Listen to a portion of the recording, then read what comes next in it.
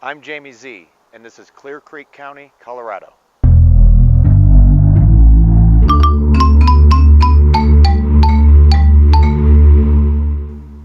This is the site of one of Colorado's greatest tragedies, and one of the greatest tragedies in college sports history.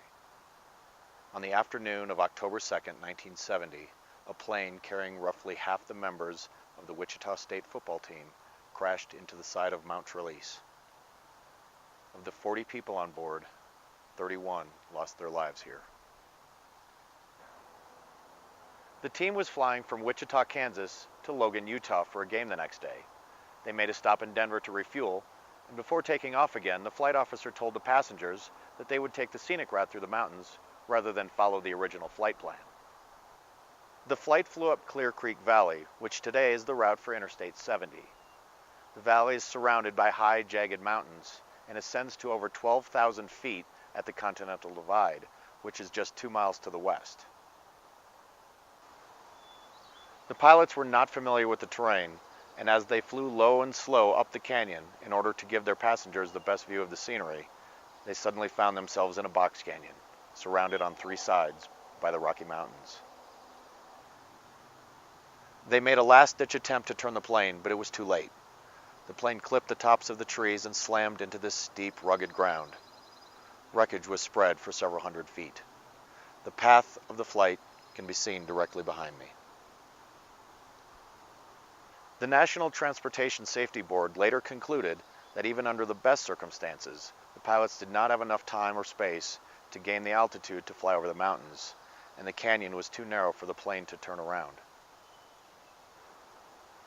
The crash tore a hole in the fuselage, and 11 people were able to escape before the plane burst into flames.